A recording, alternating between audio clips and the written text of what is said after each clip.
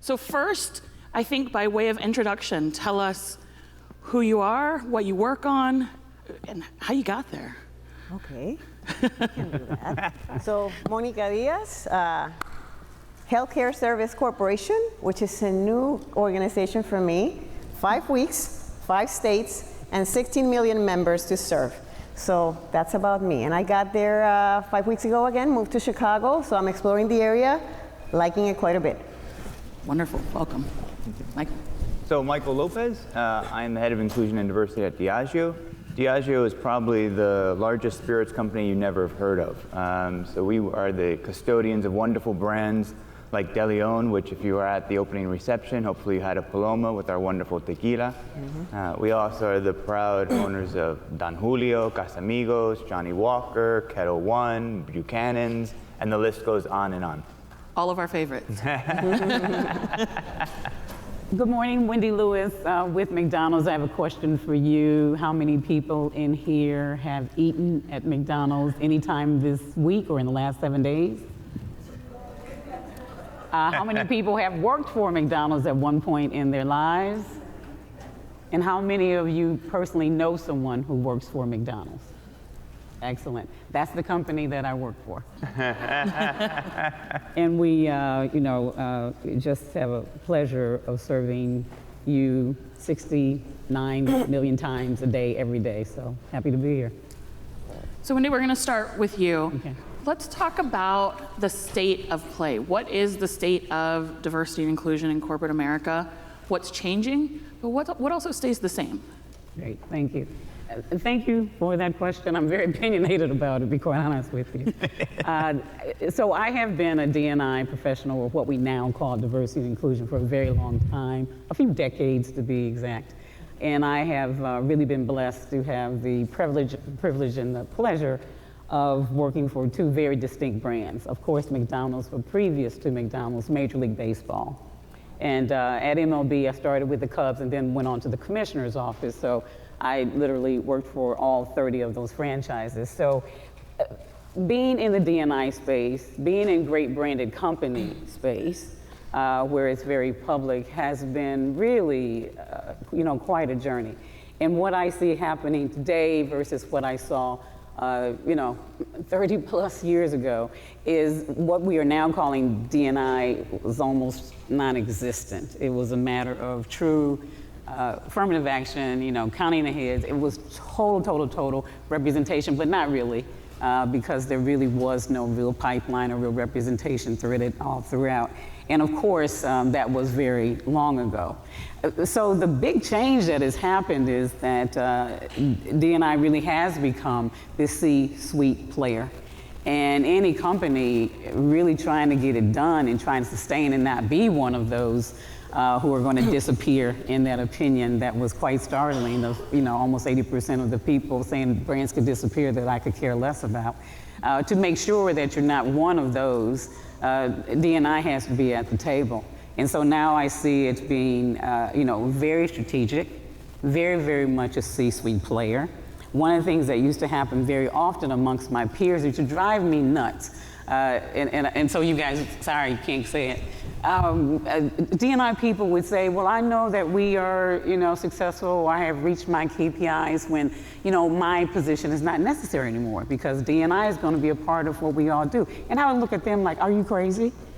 Because the reality is no C-suite function talks that way.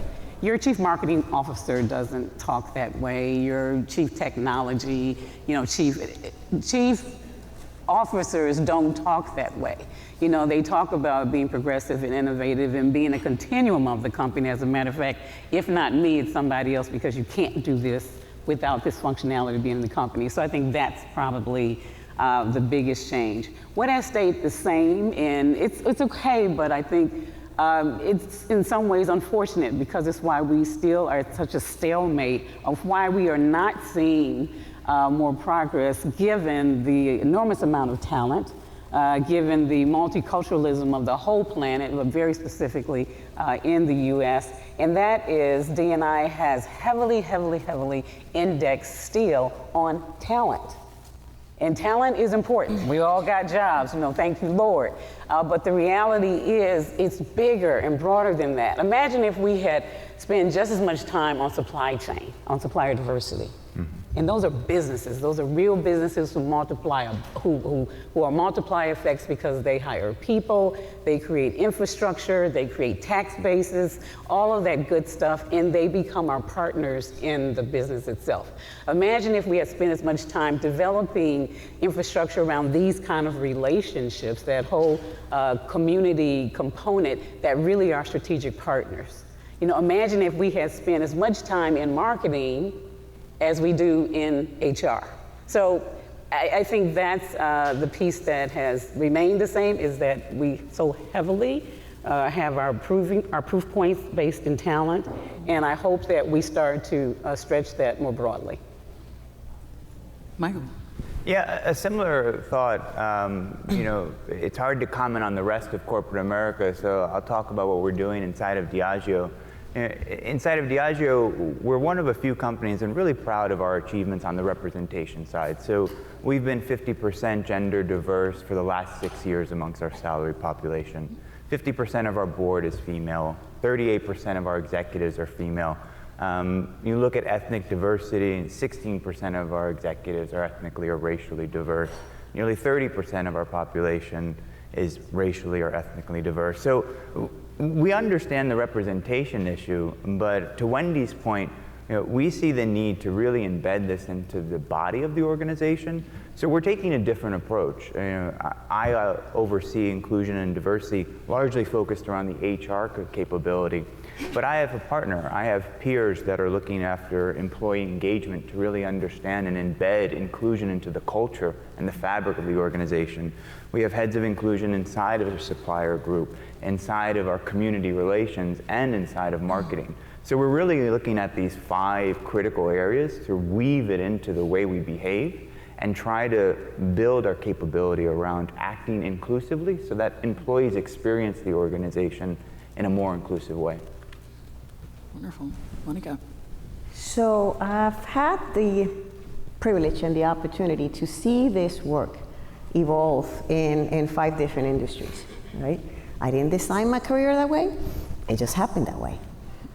But when you think about how is it that D&I has stayed the same or changed in organizations that are related to healthcare, communications, CPG, technology, and manufacturing, which are the industries that I've worked at, I think there's the skill set that is necessary to drive change in this space has changed.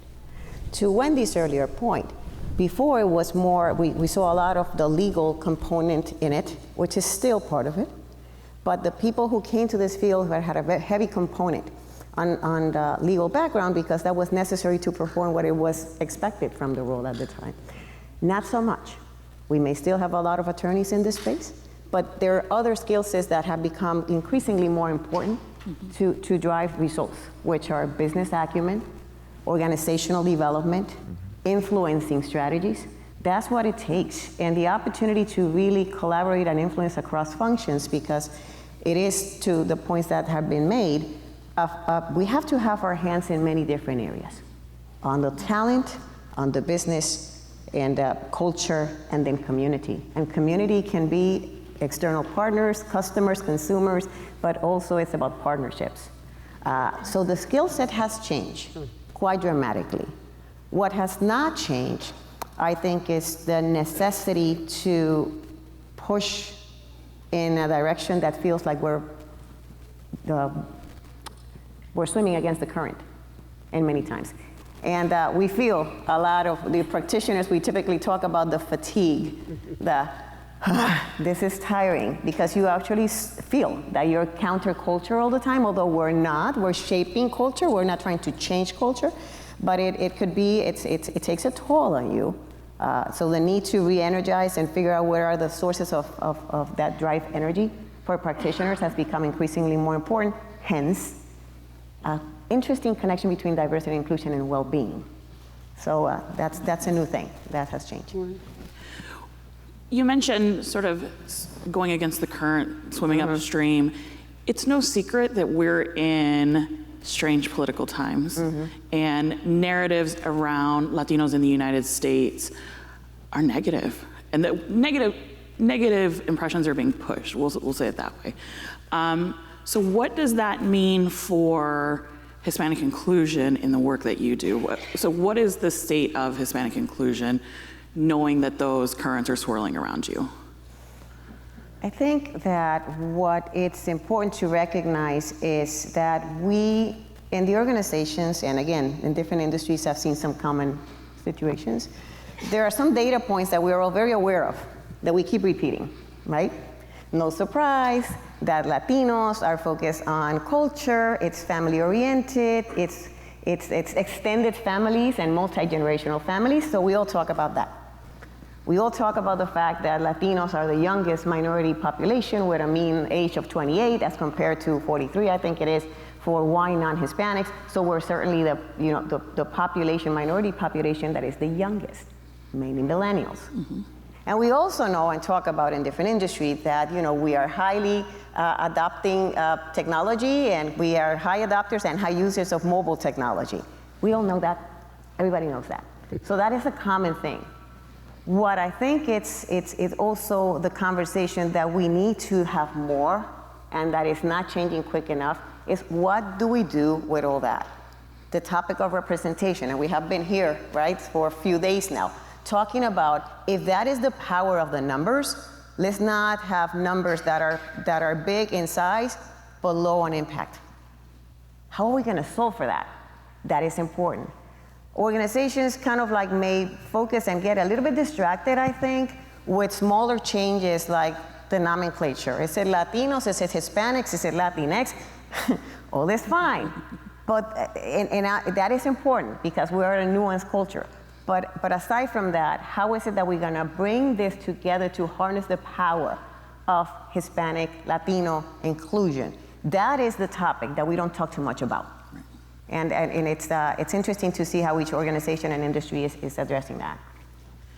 And to that, Michael, you mentioned when we were talking earlier about how your company sees not only inclusion within the company, but how that then translates out into the community and the folks who buy your product. So if you could tell us a little bit about the efforts that you all are Sure, absolutely. undertaking. Yeah, I think this topic of Hispanic inclusion sort of two ways, external and internal.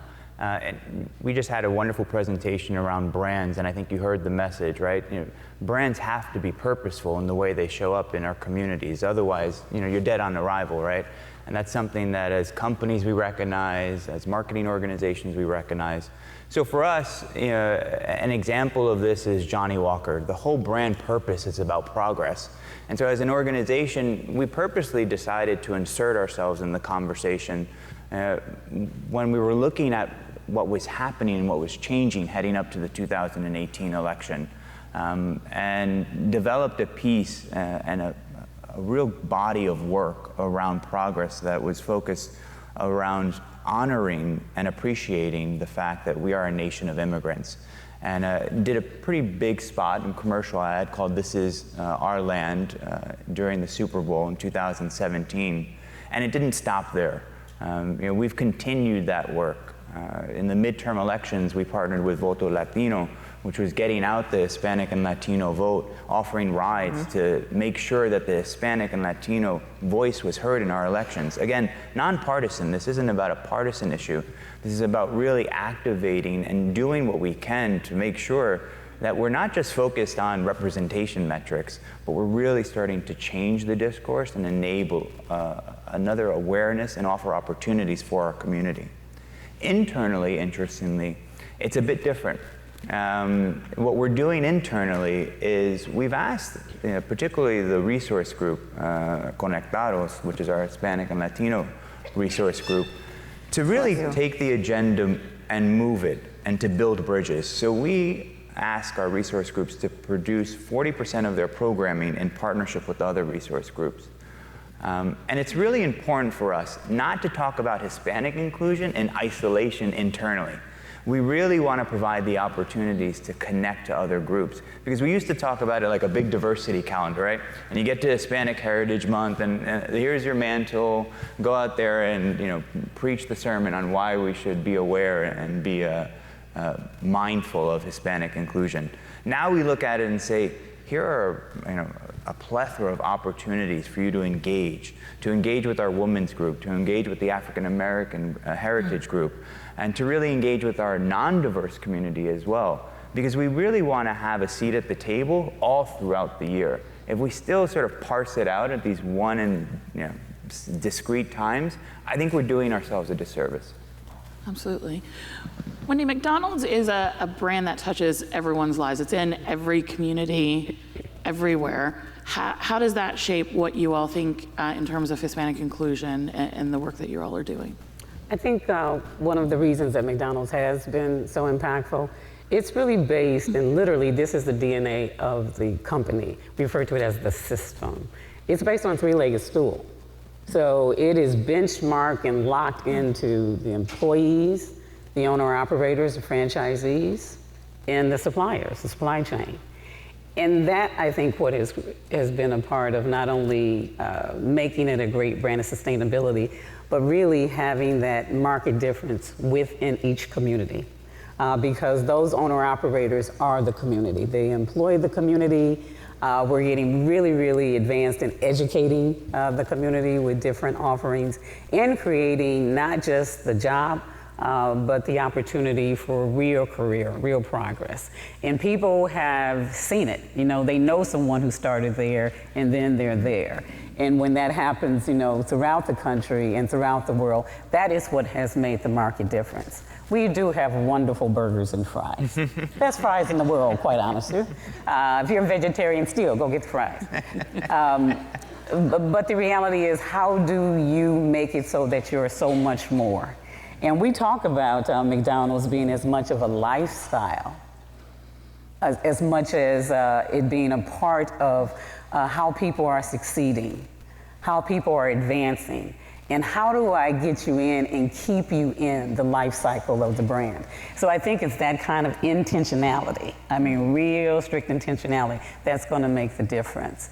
And and you'll see it in some of the marketing campaigns that have come out, particularly one in June that our multicultural group did in conjunction with the Immigrant Historical Society, in which it's going to be all about storytelling. And the 8 McDonald's owner-operators who will be featured are Hispanic owner-operators. And those stories are so rich because they're talking about the whole experience of being an immigrant and literally the migration through, and actually becoming from seed to becoming to that store owner. So people can see themselves and they can realize, wait a minute, I actually can do that. And I think that's what makes a big difference. Absolutely. Michael, this work is such a heavy lift because you're dealing with such important topics that are so personal to people in terms of the representation or whether it's pay equity. What keeps you engaged in this work? Because sometimes you might want to step out of it and go, wow, there's a different, that might be too heavy of a lift sometimes, right? Mm-hmm. So how do you stay focused and engaged in what you're doing and the work you're doing? Yeah, it's a personal question for me, and I'd say I stay engaged through the resource groups, and it's to contextualize that, it's part of my journey. My first career was in public and government affairs. And I was one of the founding members of our LGBT employee resource group at my previous company, Alcoa, big aluminum company. So I came to this work as an ERG head. And when I look out in the organization, I view our resource groups and the folks that are engaged in that work as diversity and inclusion champions. And when I talk to them, they empower me. And when I think about the help and the support that they need, and I look across their disciplines and that population, and I realize something that was mentioned at the outset of this program when we talked about boards, that the folks in those ERGs are our future board participants, are the heads that are going to sit in the company, because they're industry experts, they're field experts. And to hear their stories and to be part of them flourishing inside the organization really fuels me. And a wonderful thing I think that we've understood inside the company in Diageo is that our resource group leaders are really key talent. So 82% of our resource group leaders have been promoted in the last 18 months, either laterally or a level up. So we really take that very seriously. So honestly, they fuel me, 100%. Wendy, you've taken this work across industries, different locations. How do you stay engaged? Well, for me, I accepted a long time ago that it was a calling and not a career. And I've had opportunities step out of it, and probably at least once a month, I swear I'm going to. Because sometimes 3 or 4. Monica, you said it perfectly. This is hard work.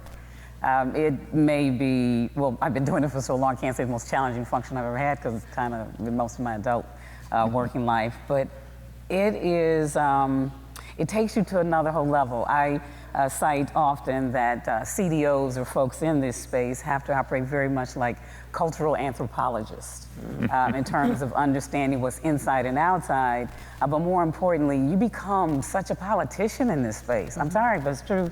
And the diplomat and the negotiator and keeping all that variety up, because you also know the secret sauce, right? You know the data, you know what's happening, not happening in an organization. You're part of telling the stories inside and out. So in some cases you have like too much information. But the reality is you gotta really, really, really, really wanna do this work.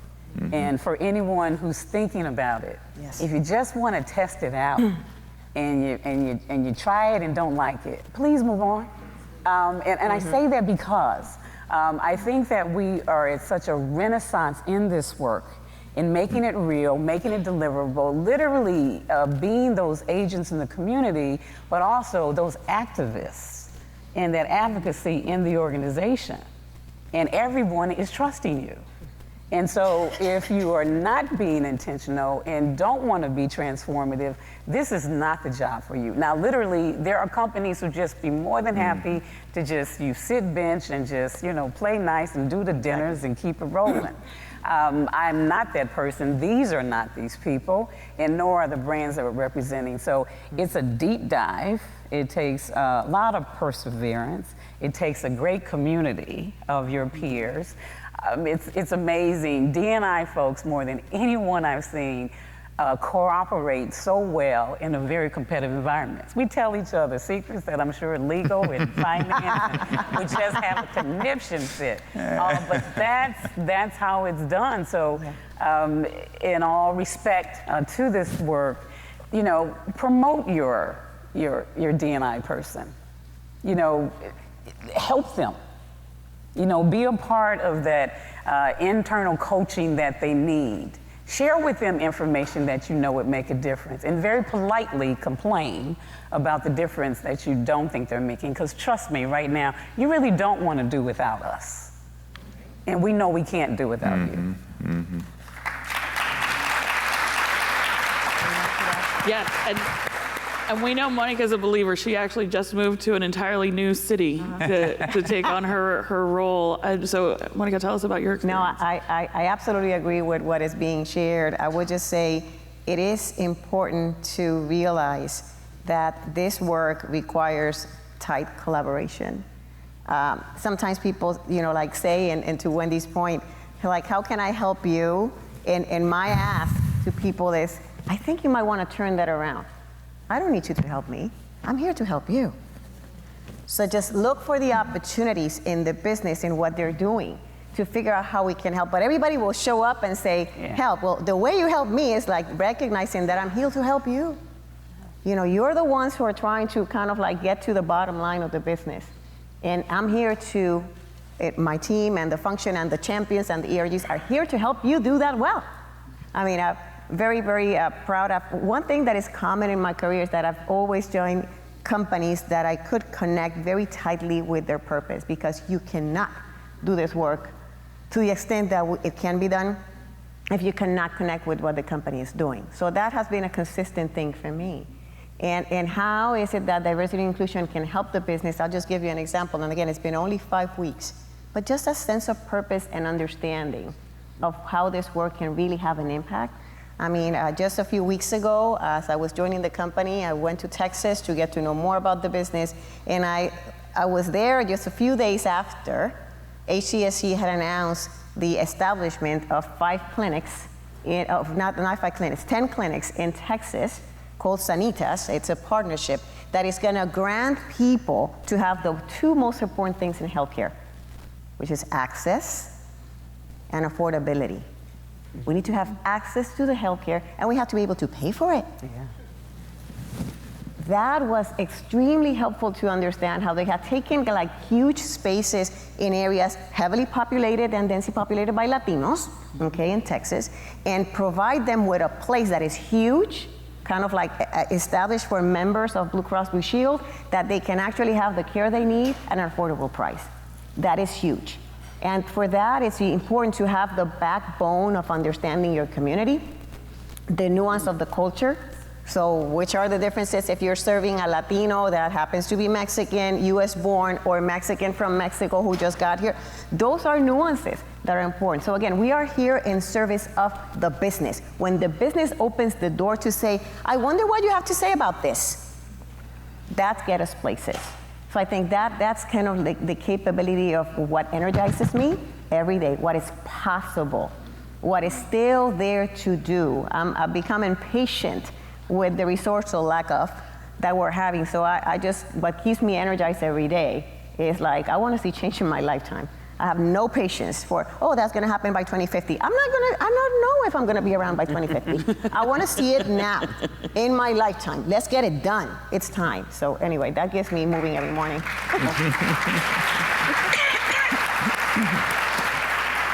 Wendy, you made a great point about your role being about advocacy and change and being a change agent and having a platform to do that.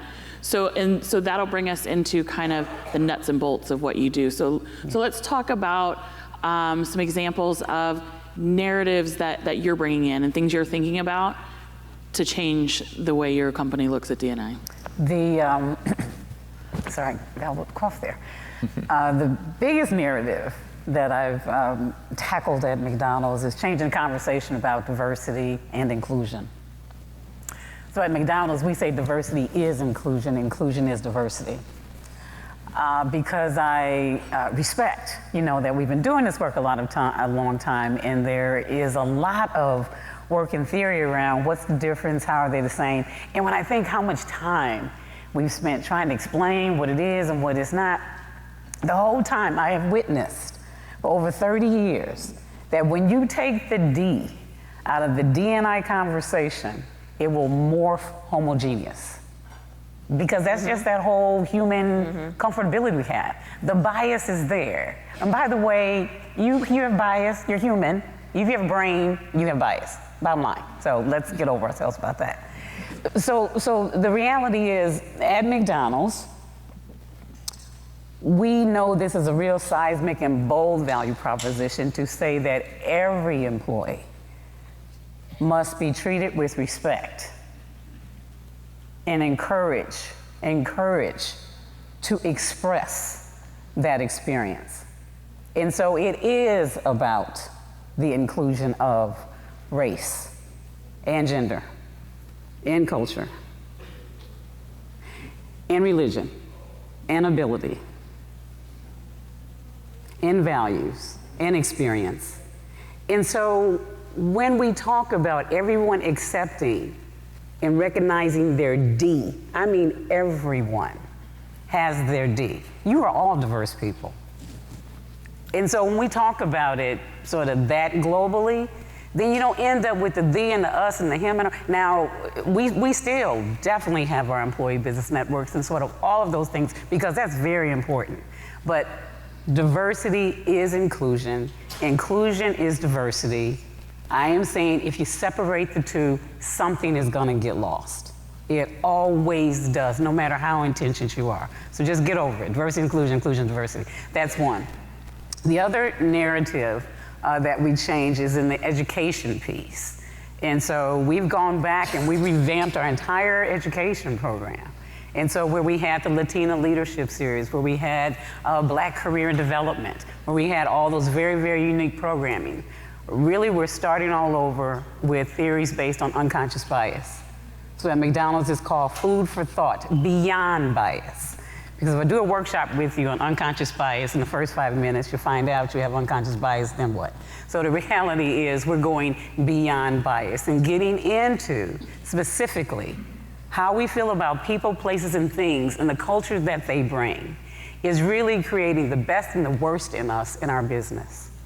And how in the world can we talk about the KPIs of guest checks and repeat customers and retention if we're not getting into the biases of who we hire, who we promote, who we talk to, who we leave out, who we leave in. So the big pieces that we're moving is the whole conversation about defining diversity is inclusion, addressing our biases, and the third big piece, and we just launched this in conjunction with International Women's Day, is our global gender balance and diversity strategy.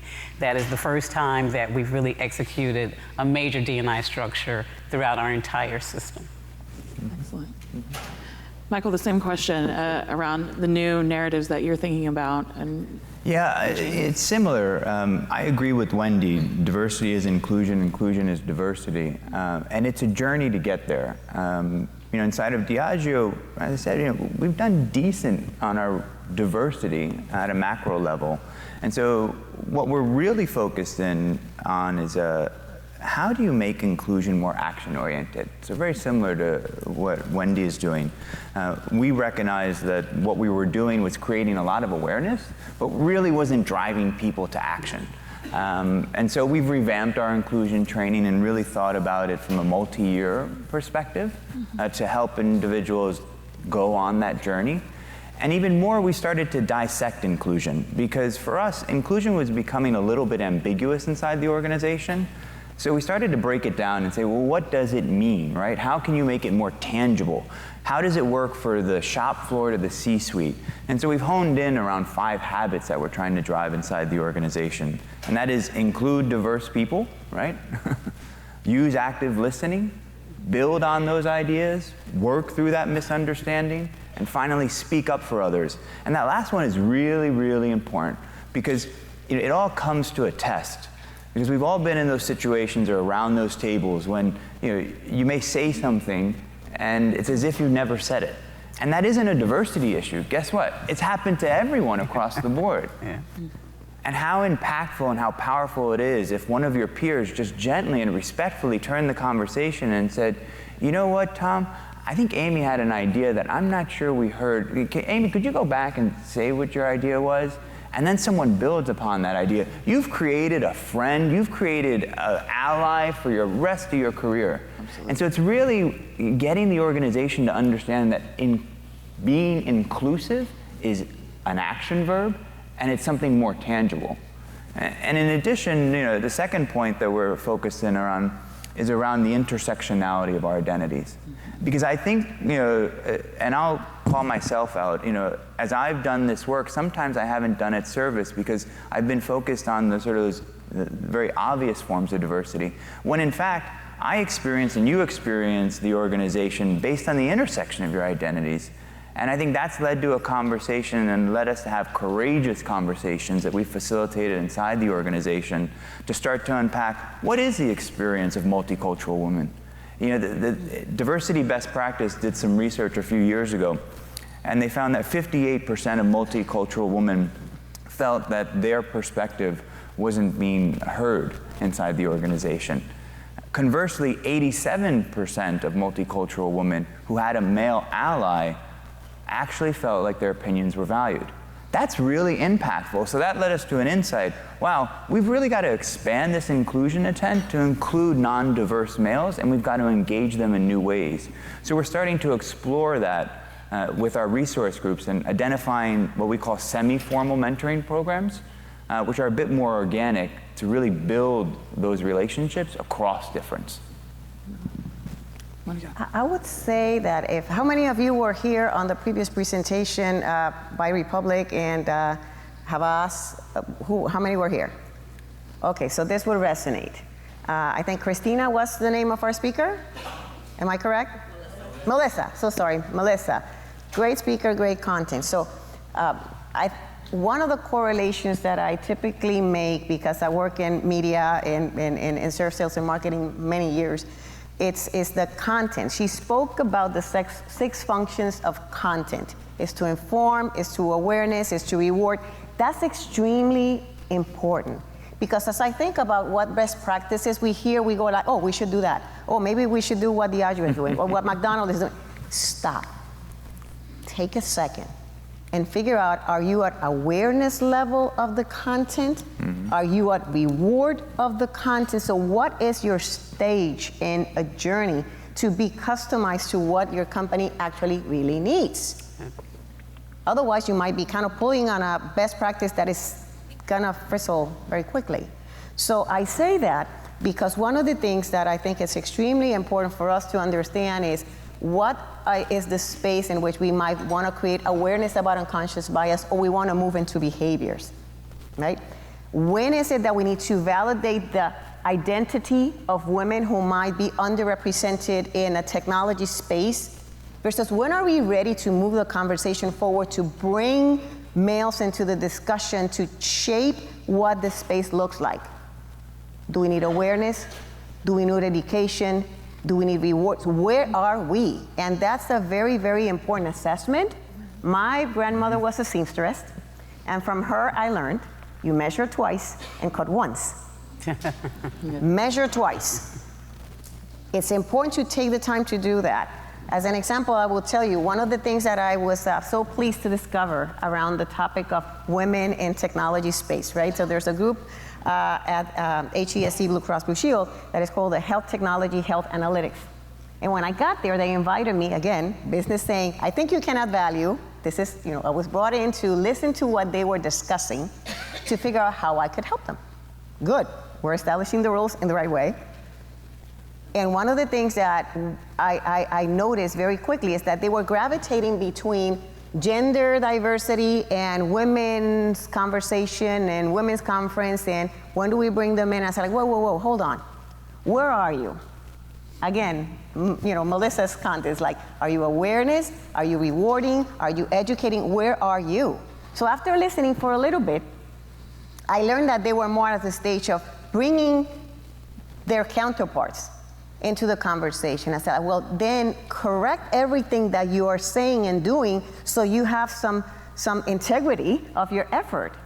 So call it gender diversity if what you want to achieve is not to fix women or educate women because they're beyond that stage.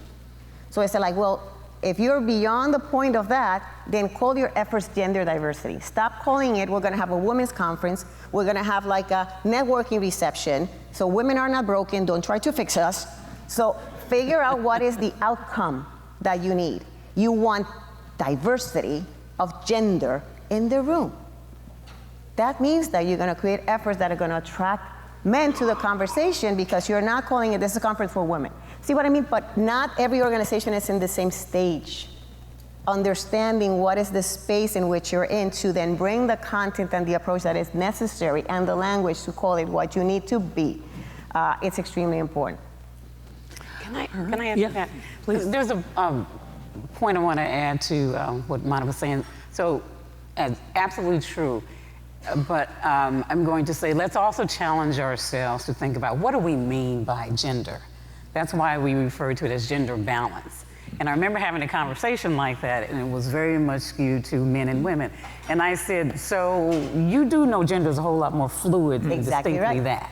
And when we started having real deep conversations about, I said, for instance, this is so progressive that, remember back in the day, when we right now refer to LGBTQ, the T was silent, right? And one of the biggest discoveries in this movement, in this consciousness, is how relevant the T is, and has become extraordinarily challenging for trans people to even be accepted and adopted by a gay population. So you guys, when we're talking about gender, understand how fluid that is, how complex it is, because I want you to not ever again think of women without thinking of women of color, without thinking of women who are veterans, without thinking of women who have disabilities, and about people identifying as women, regardless of who you think they are and are not. And and we ended up spending like a whole day just in really tearing apart and getting out the biases around gender. Exactly. So to Monica's piece, and this is why what we're all saying is such a complex and comprehensive issue, because we just can't fast forward this stuff. If you are really going to engage all of the people as often as possible, you got to think this all the way through and plan that best practice for serving a complete population, not just who you think that is. Michael, I wanted to ask you, so if there are folks who want to be allies for this work within your organization or within their own organizations, how can they be helpful to you, and what advice would you have for them to do that? Yeah, allies are so important to this work. When you think about the women's suffrage movement and you think about every civil rights achievement that we've gotten to in this country, it wouldn't have happened without allies. So if you're not thinking of how to engage your non-diverse males as part of your inclusion and diversity strategy, you're missing the mark, quite frankly. You are really, really missing the mark. And that starts with understanding their perspective as well, and understanding the challenges, and understanding that Wendy made the great point, right? Everyone has a diversity story. And understanding their diversity story, and then using that information to channel it into activating them towards the work and for the work. So for allies, it's about connecting to the resource groups. It's about raising your hand and asking for help. And it's about us proactively going to them and inviting them to be included in the work. Because I don't think that we do that enough, quite honestly. I think we get caught in the situation where we're advocating for diversity, and we've now othered the majority population, and we've got to hold ourselves accountable to that, and it has to stop. Right. We're appreciative that you spent time with us here at USAID, and so please, if you can help me thank Monica, Michael, and Wendy.